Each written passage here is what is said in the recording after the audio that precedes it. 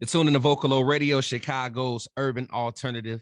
I'm your host, Bekoe, and alongside me, I have a very special guest all the way over in London. She goes by the name of Shingai. How you doing? I'm good, Bekoe. What's good? What's good today? What's good? Hi, hey, Chicago. I know that's right. Your accent is everything. I love it. I love it. Thank you. I love yours as well. I love it. I love hearing all the different accents that, actually, especially when you meet people of color across the world, and you're like, yeah, it is really beautiful. I mean, Yeah, thank speaking of being across the world, you're all the way in London. you. You have some Bantu background in you, some Zimbabwean in you. Like, Yeah. break down being a part of different cultures before we actually get into the music side of things.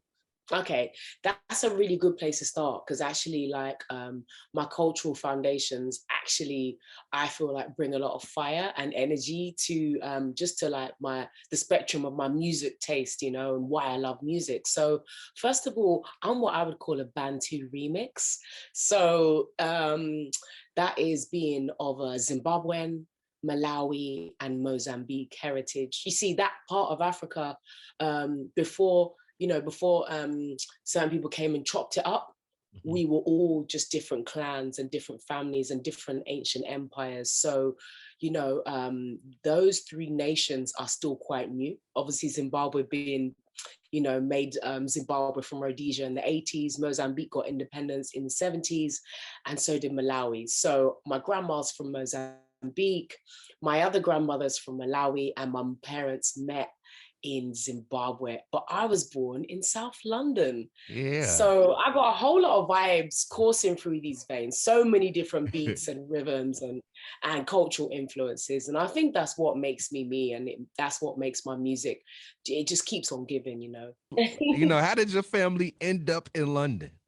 Well, I'm actually a child of a freedom fighter. So during the late 70s and the early 80s, when the war for emancipation and independence was going, which is why I was actually really excited to hear that your name is Bekoe, because Bekoe is someone that when I was growing up, as a child, I was always reminded that, he was someone that, my parents wanted me to be aware of because, he fought the good fight against apartheid in South Africa, which is just next door to Zimbabwe, actually. And yeah, so my mum was, in her teenage years, she was a big part of fighting the fight and helping Rhodesia to become Zimbabwe. So she actually got exiled and had to kind of move to London for her safety. A lot of people often think that we are refugees. We're not refugees. However, I do really relate to the refugee story and just the kind of universal migration story that I think a lot of people of color have.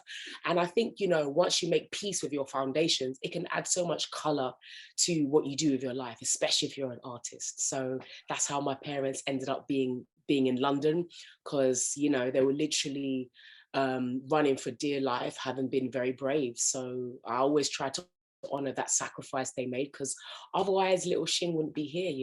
That's Yeah. amazing. Like, shout out to your family, your pops, your mother for fighting the fight and then, Thank putting you in a place where it can better service you and your creative talents thank because you. musically you're amazing. And then you on bass.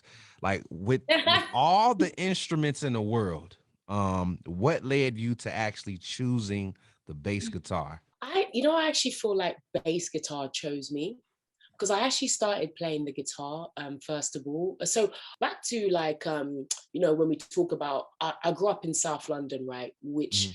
a lot like other diverse places in London, it's got this really beautiful melting pot of cultures. So you've got like a very rich Caribbean community there. I was growing up with a lot of Jamaicans, Barbadians, Trinis, West Africans from Nigeria, from Ghana, Asians, Indians, Pakistanis.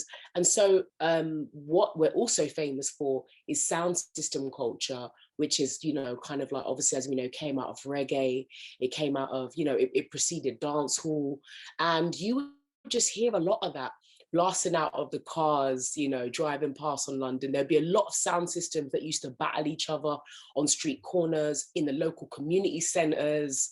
And it's driven by bass. it's driven by them bass lines, you know. Mm-mm, mm-mm, yeah. Ah, bum bum bidum bum bum. Oh, bum bum. So yeah, I grew up with, you know, a lot of like amazing record collections in my neighborhood, the Jamaicans, the fellow Cooties from my Nigerian neighbors, and you know, a lot of Zimbabwean music and Bantu music, like from Congo. We're very rich on bass lines. We like playful bass lines. And I think that's what you definitely hear a lot in my recent music, you know, exploring Southern African Afro house electronic sounds like Afro piano. We like playful bass lines. So I started playing guitar when I was 16, but there was so many amazing bass led music around me that I just ended up getting attracted to the bass, you know.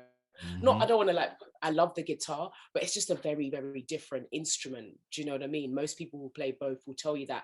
And for some reason, I found it easier to sing and play bass at the time coordinatively, which other people say, some people find it easier to sing and play the guitar. I found it easier to sing and play bass. And that's unique to hear because I've always heard you need really big hands to play the bass guitar. Like, so hearing you say that the bass actually suits you well, and yeah, that just shocked me.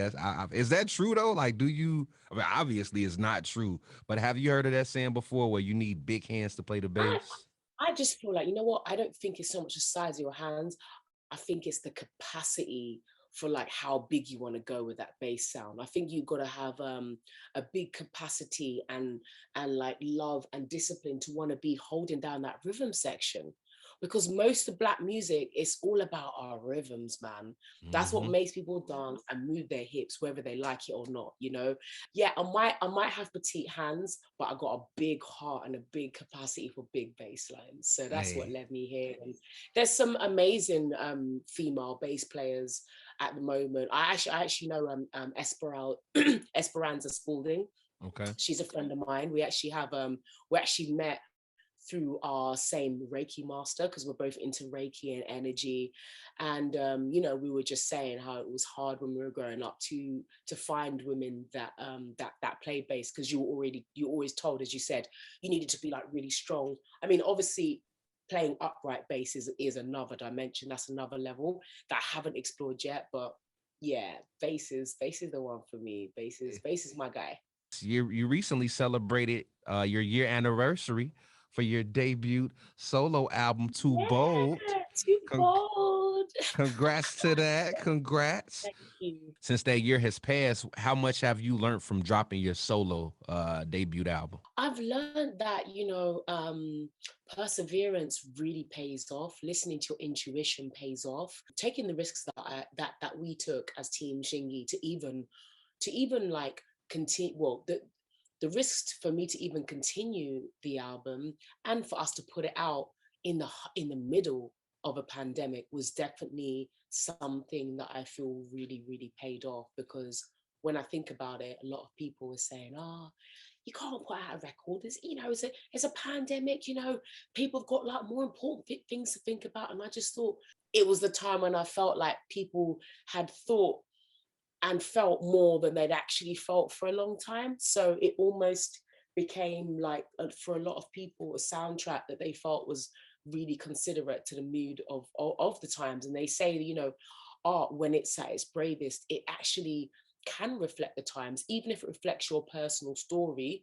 If you're doing it in a way where you're brave enough to tell your stories, you know, the good, the bad, and the ugly, the loves and the losses, then you actually help people connect to their humanity. And you know, people started listening to records again. Like, the club was closed, so you know, certain kind of fast food music wasn't exactly what people were listening to.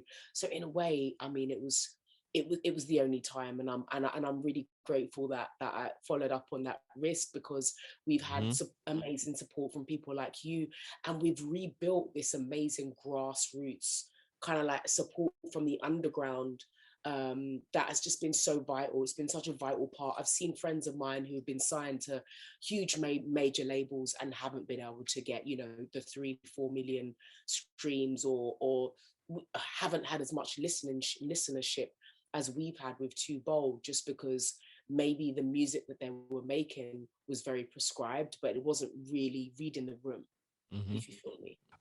We've played two singles off there, Echoes of You and Mm-hmm. War Drums. I want to speak Mm, on War Drums because you spoke on your father, being yeah, in the war.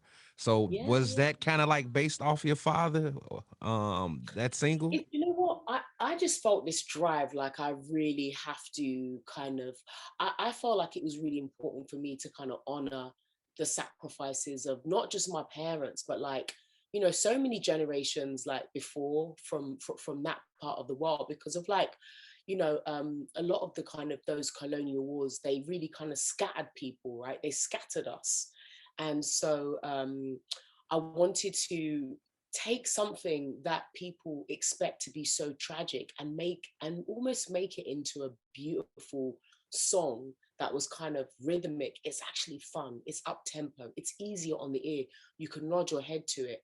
But if you're ready to kind of like unpack the lyrics a bit, there's also something a bit deeper. And I just thought it was important to go a bit deeper because they didn't really have a choice and they were like out there on the battlefield. So me, like, for example, to quote Grace Jones, this is my voice, my weapon of choice. So if you're in a position where you get to make a difference with your music and it's actually reflecting a personal experience, that's something that can actually help you make peace with Hmm. experiences that in the family may have been quite tragic. And I think that that song actually, it was such a great conversation starter for so Hmm. many people, like, not just in the diasporan community, across the world. When I say diaspora, I mean the African diaspora.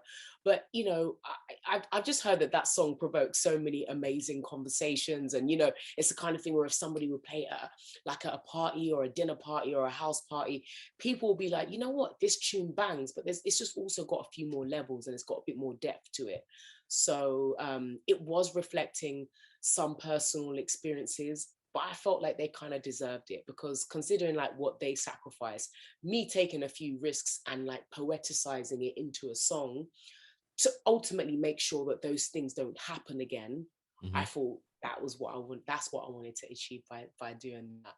You recently released a new single, It uh, is. It along with is. Verseless. You want to talk about your new single? I definitely want to talk about it with you, Bekoe, because I just feel like you're definitely a pioneer. Like, we say like it takes one to know one in South Mm. London. So I Mm. feel like I get your pioneer energy just from like your eclectic like knowledge of music.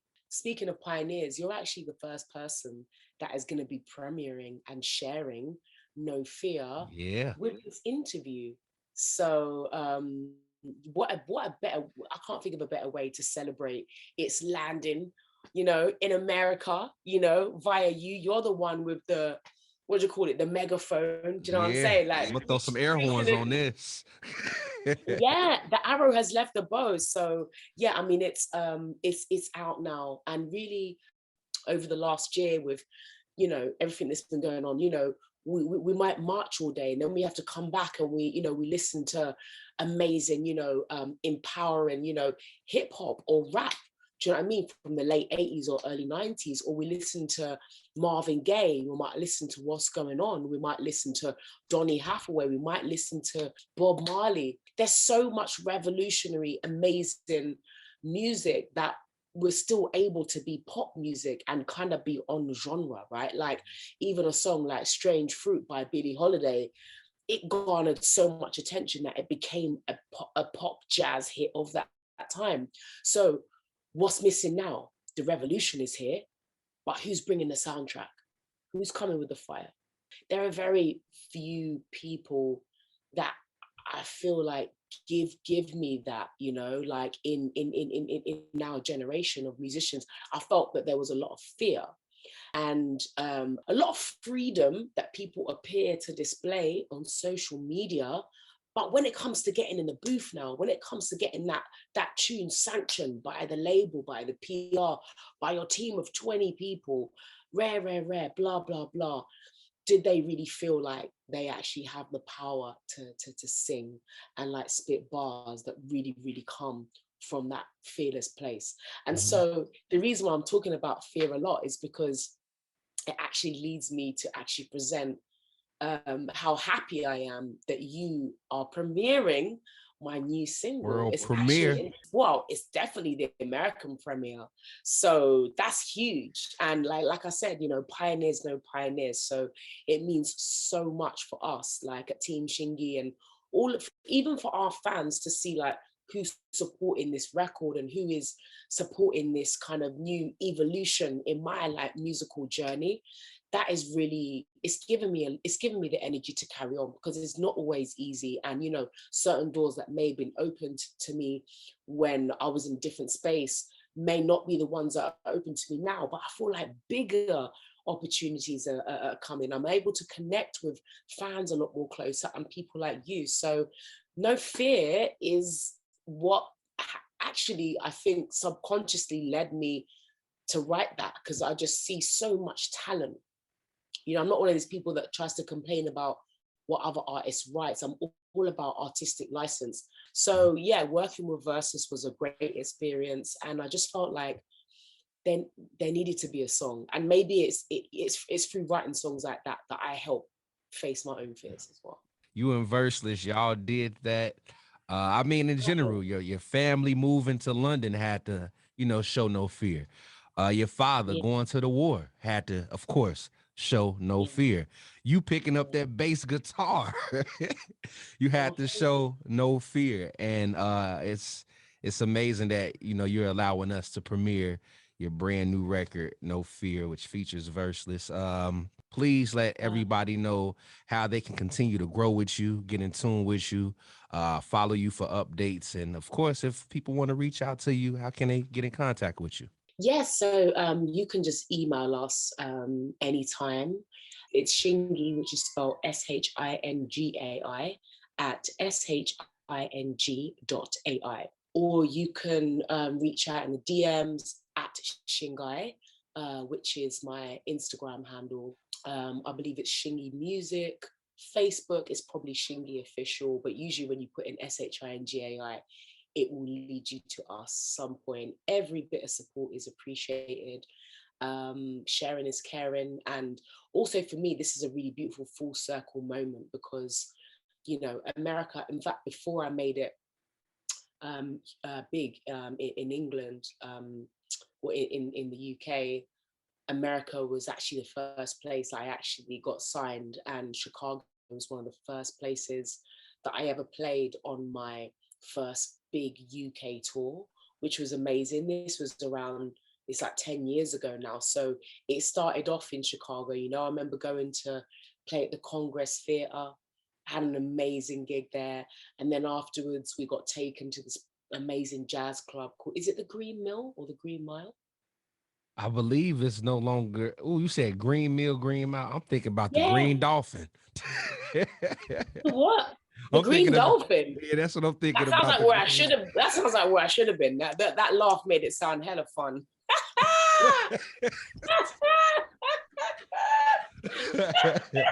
You So funny. what went down on the Green Dolphin, huh? Look, the Green Dolphin has pretty much sunken. That's what happened with Oh, the Green Dolphin. shame. Yeah, the Oh Green wow. Dolphin is no more. But you said Green Mill. I haven't heard of the Green Mill. Yeah. It was a jazz club that someone took me to. But anyway, as they say, you know, if regarding the Green Dolphin, if you don't remember it, then it wasn't a good party, right? Ooh, So don't. they say if you remember it, then it wasn't a good party. So But you remember your time here in I Chicago. You do. I loved it. I loved it, man. Like the food, the warmth, just so many big personalities as well. Like everyone is somebody, and everybody makes space for like the community to just, yeah, just I love the way you all amp each other up and, you know, support each other's ventures. And it's really important, like considering, you know, what I was told, you know, like what Chicago has been through and stuff, and like, you know, how it came to be and stuff as a city. I was just so impressed. I really was impressed, man. I loved it. And man, everything's massive. it is. You see the The streets, skyscrapers, the the, streets are so the wide. I'm like, well, have we sidewalks. finished? Yeah, I'm like, have we finished crossing this road yet? Still going. But it was beautiful, because you know what? When I say everything big, I mean the laughter is big and the smiles are big and the music's big as well for a lot of the artists that come out of there as well. So yeah. So And your music has can't made wait its for way, here. You're doing big things, and man, we got to get you back. We got to bring you back, Shingy. We got to get you back.